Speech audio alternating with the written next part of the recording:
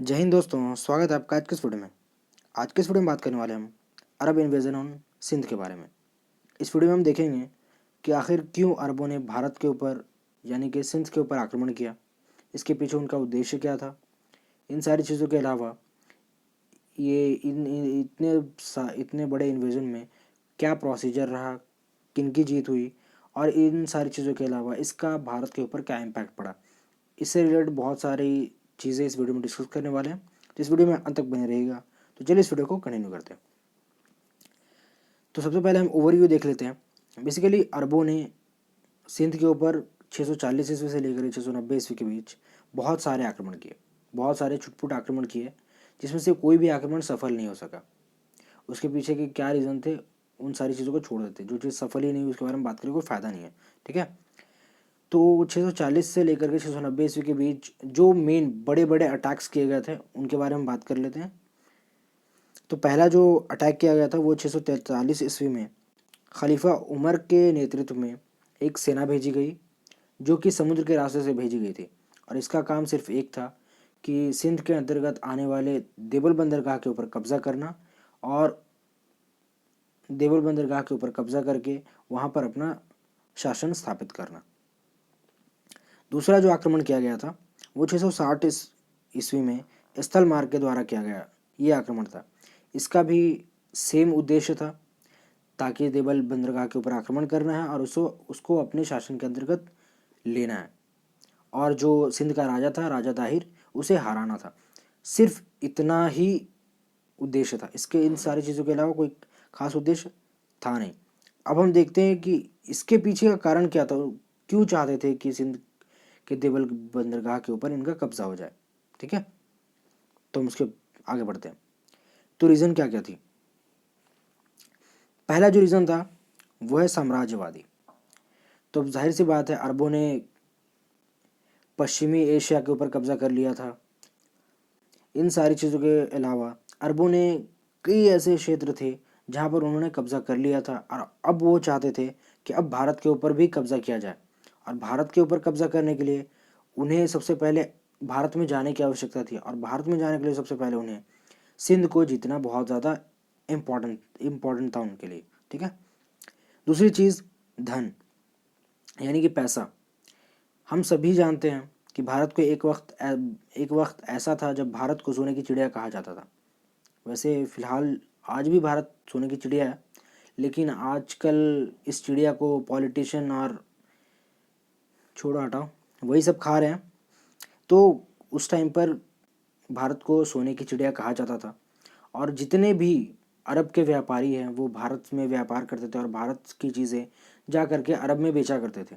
तो उनके थ्रू जो बहुत सारी कहानियाँ थी, वो जब अरब के राजाओं ने सुनी तो उनका भी मन ललचाया, और उन्होंने चाहा कि भारत के ऊपर आक्रमण करके भारत को लूटा जाए और वहाँ का धन आकर्षित करके अपने देश में ला करके अपने देश का विकास किया जाए, ठीक है। तीसरा जो रीज़न था वो धर्म। अब अरबों इतने बड़े अरब कंट्री का मेन जो धर्म था वो इस्लाम था, और वो चाहते थे कि जिस तरह हम भारत के ऊपर आक्रमण करने के बाद पूरे के पूरे भारत को इस्लाम कबूल करवा सके, और इस तरह से वो धार्मिक भावना को लेकर के भी अपने धर्म का प्रचार प्रसार करना चाहते थे। अब ये तो हो गए तीन रीज़न। जो चौथा जो रीज़न है वो बदला। ये बहुत सारे हिस्टोरियन ऐसा ऐसा कहते हैं कि ये जो बदला है यही वो मेन रीज़न था जिसके वजह से अरब सिंध के देवल बंदरगाह पर कब्जा करना चाहते थे। इनफैक्ट पूरे के पूरे सिंध के ऊपर वो कब्जा करना चाहते थे। तो आखिर वो बदला हुआ क्या था। तो इसकी कहानी, बस एक छोटी सी कहानी यही है कि एक्चुअली में श्रीलंका के जो राजा थे वो अब उनके यहाँ जो भी अनाथ लड़कियां होती थी उन सभी को और कुछ बच्चों को वो इराक के गवर्नर हज्जाज को भेंट स्वरूप भेज रहे थे। भेंट स्वरूप भेजा गया। तो हम सभी जानते हैं कि श्रीलंका भारत के नीचे आता है मैप में। तो जब वहाँ से जाया जाता था तो फिर किनारे किनारे होकर के जाया जाता था नाव के थ्रू, सामुद्रिक रास्ते से। तो अरब पहुँचने के लिए वो धीरे धीरे धीरे करके सिंध सिंध के रास्ते से जब वो गुज़र रहे थे तो देवल बंदरगाह के पास बहुत सारे डाकू लुटेरे थे उन्होंने क्या किया, उस जहाज़ को लूट लिया। जब ये वारदात हुई तो फिर जो श्रीलंका का राजा था उसने हज्जाज को ये बात बताया कि ऐसे ऐसा ऐसा प्रॉब्लम है।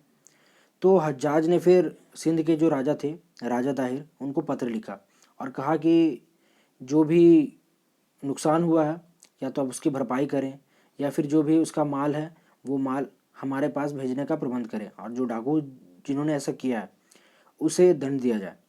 तो इसके बदले में राजा ताहिर ने कहा कि ना तो ये जो डाकू हैं वो हमारी प्रजा हैं, और जहाँ से ये सारी वारदात हुई है वो हमारे अंडर में नहीं आता है।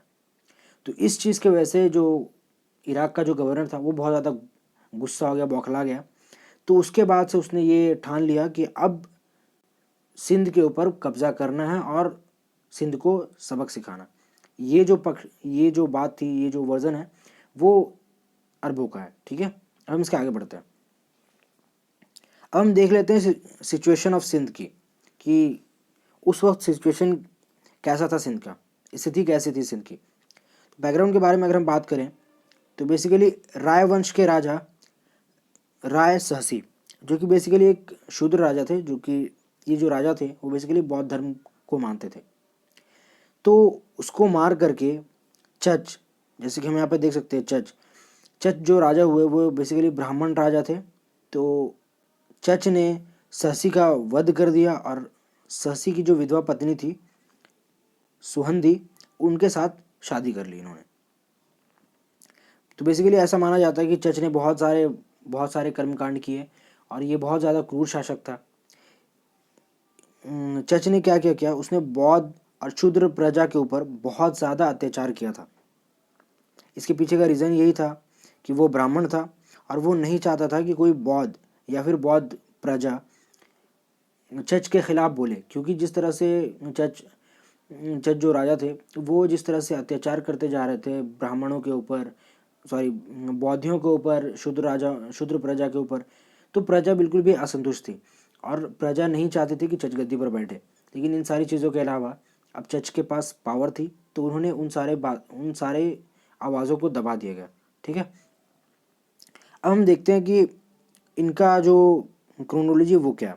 तो बेसिकली चच शशि को मार कर गद्दी पर बैठे, फिर चच के बाद गद्दी पर बैठे चंद्र के बाद गद्दी पर बैठे उनके बेटे राजा दाहिर। तो हम यहाँ पर देख सकते हैं ये हैं राजा दाहिर, जो कि सिंध के राजा हुआ करते थे। ठीक है, अब बात ये आती है कि चच तो थे, उनके अंदर लाख बुराइयाँ थी, लेकिन उनके अंदर इतनी एबिलिटी थी कि वो अपने साम्राज्य को अच्छे से चला सकते थे। लेकिन राजा दाहिर में उतना अनुभव और उतना सैन्य शक्ति नहीं था, और ना ही इनके अंदर एडमिनिस्ट्रेशन लेवल को मैनेज करने की एबिलिटी थी। इन सारी चीज़ों की वजह से सिंध अप्रॉक्सीमेटली थोड़ा बहुत कमज़ोर पड़ चुका था। अब इसके आगे हम देखते हैं अरब इन्वेजन ऑन सिंध के बारे में बात करते हैं। तो जैसे कि हमने पहले देखा कि बहुत सारे आक्रमण किए गए, लेकिन कोई भी आक्रमण सफल नहीं हुआ। तो 712 ईस्वी में एक बड़ी सेना लेकर के मोहम्मद बिन कासिम, यही है मोहम्मद बिन कासिम। तो ये मोहम्मद बिन कासिम बेसिकली हज्जाज का भतीजा भी था और दामाद भी था। ठीक है, तो और हज्जाज को इस बात पर पूरा भरोसा था कि मोहम्मद कासिम उसका बदला ले सकता है। तो इसी की वजह से मोहम्मद बिन कासिम के नेतृत्व में एक बहुत बड़ी सेना भेजी गई। मकरान तट से वो देवल पहुँचे। बहुत बहुत कोशिश की गई देवल बंदरगाह के ऊपर कब्जा करने की, लेकिन जब जितने बहुत सारे ट्राई करने के बाद जब ये हार गया और इनको जीत हासिल नहीं हुई, तो उतने में एक ब्राह्मण ने विश्वासघात किया देश के साथ, यानी सिंध के साथ। उसने क्या किया, क्योंकि यहाँ पर मोहम्मद बिन कासिम को भी ये बात पता थी कि अगर वहाँ पर जीतना है तो हमें लोकल लोगों की ज़रूरत पड़ेगी, और क्योंकि लोकल लोगों की ज़रूरत इसलिए पड़ेगी क्योंकि वो राजा दाहिर, चच या फिर चंद्र सभी से वो दुखी थे। तो इसी वजह से एक ब्राह्मण ने मोहम्मद बिन कासिम को ये बात बताई कि ये जो पहाड़ है और पहाड़ के ऊपर जो मंदिर के ऊपर जो वो लाल झंडा लहरा रहा है, उसको जब तक नहीं हटाया जाएगा तब तक सिंध या फिर देवल बंदरगाह को जीता नहीं जा सकता।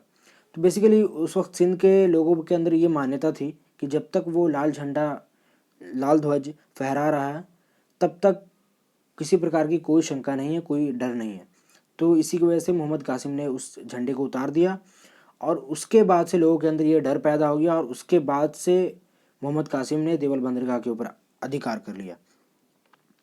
ठीक है, तो जैसे कि हम यहाँ पे मैप में देख सकते हैं, यहाँ पर देवल हमें दिख रहा है, उसके बाद फिर सिंध दिख रहा है, ब्राह्मणाबाद दिख रहा है, अरोड़ दिख रहा है, मुल्तान दिख रहा है। देवल बंदरगाह के ऊपर कब्जा करने के बाद वहाँ पर जितने भी लोग थे उन सभी लोगों को जबरन इस्लाम कबूल करवाया गया और जिन लोगों ने इस्लाम कबूल करने से मना कर दिया उन सभी लोगों को मौत के घाट उतार दिया गया। मतलब बेसिकली जो 17 साल से ऊपर के लोग थे, जो व्यक्ति थे, यानी कि आदमी थे, मर्द थे, उन सभी को कत्लेआम कर दिया गया और जो औरतें और जो बच्चियाँ थी उन सभी को गवर्नर हज्जाज के पास भेज दिया गया। इन सारी चीज़ों के अलावा 80% लूटा गया माल गवर्नर हज्जाज को पहुंचा दिया गया और 20% माल अपने पास रखा गया। इन सारी चीज़ों के अलावा एक छावनी बनाई गई देवल के ऊपर और वहाँ पर एक छोटी सी टुकड़ी, सेना की टुकड़ी को रख करके छोड़ दिया गया। और देवल पर जीत से मोहम्मद बिन कासिम बहुत ज़्यादा उत्साहित था या फिर एनर्जेटिक था। उसके बाद फिर उसने रुख किया नीरून के ऊपर। बेसिकली यहाँ पे मैप में दिया हुआ नहीं है, लेकिन उसके बाद उसने नीरून के ऊपर अधिकार करने की शुरुआत की। तो वहाँ पर राजा दाहिर का बेटा जय सिंह गद्दी पर बैठा हुआ था, लेकिन जैसे ही जय सिंह को ये बात पता चली तो वो वहाँ से निकल गया और एक ऐसे व्यक्ति को पूरा शासन उसके अधिकार में दे करके जय सिंह वहाँ से निकल गया।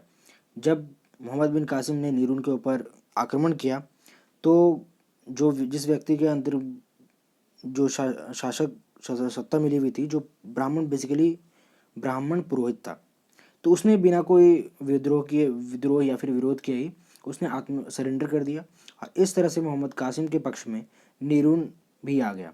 और इस तरह से नीरून पर अधिकार करने के बाद उसने वहाँ पर एक मुसलमान शासक की नियुक्ति की और उसके बाद फिर उसने वहाँ से आगे बढ़ गया वो। उसके बाद हम देख सकते हैं यहाँ पर ब्राह्मणाबाद देख सकते हैं हम। तो ब्राह्मणाबाद पर अधिकार करने के लिए एक बहुत बड़ा जंग हुआ उसके लिए।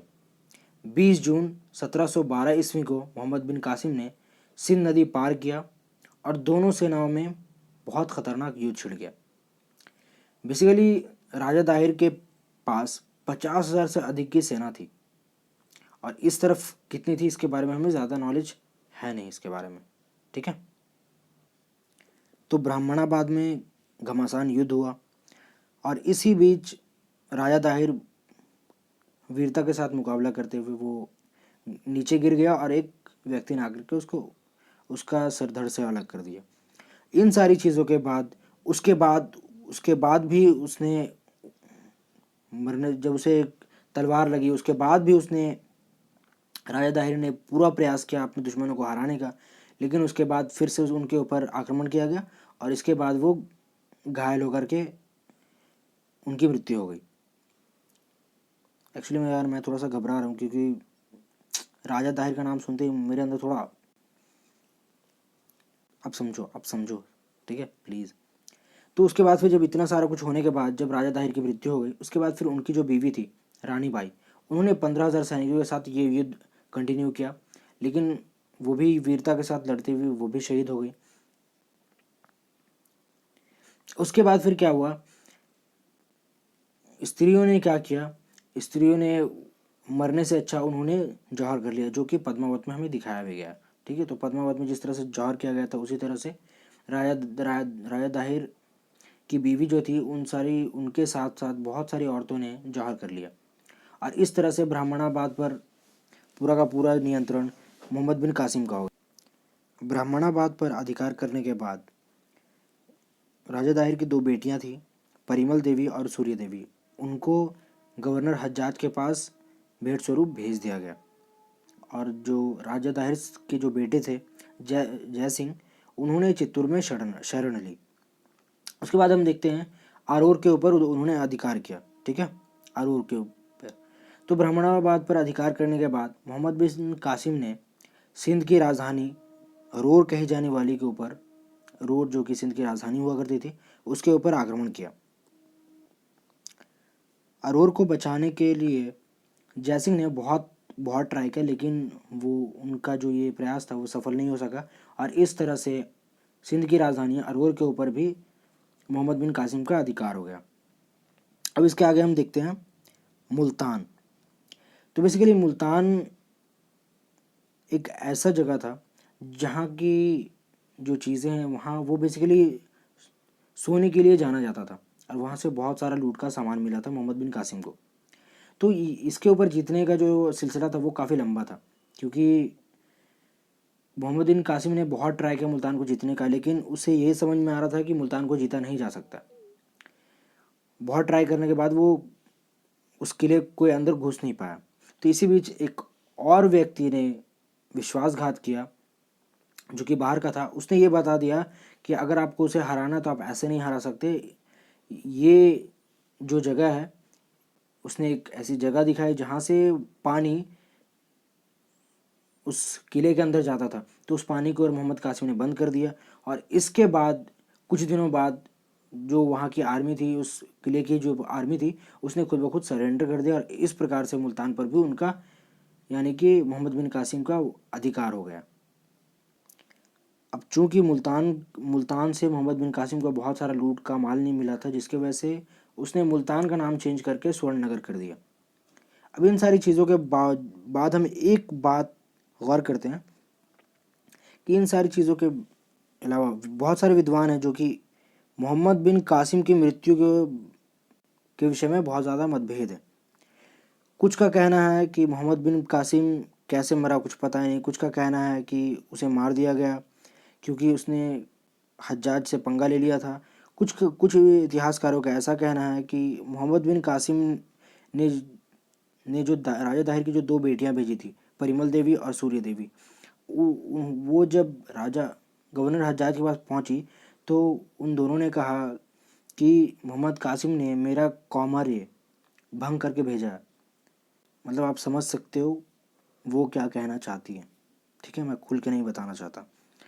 तो उन दोनों ने इसके ऊपर इल्ज़ाम लगाया और ऐसा माना जाता है कि इसी वजह से गवर्नर हज्जाज ने मोहम्मद बिन कासिम की हत्या करवा दी। तो बस आज के इस वीडियो में बस इतना ही था। अगर वीडियो आपको अच्छा लगा हो तो प्लीज़ लाइक करें, कमेंट करें, दोस्तों के साथ शेयर करें और अगर आप इस चैनल पर नए हैं तो प्लीज़ चैनल को सब्सक्राइब ज़रूर कर लें। तब तक के लिए जय हिंद, वंदे मातरम।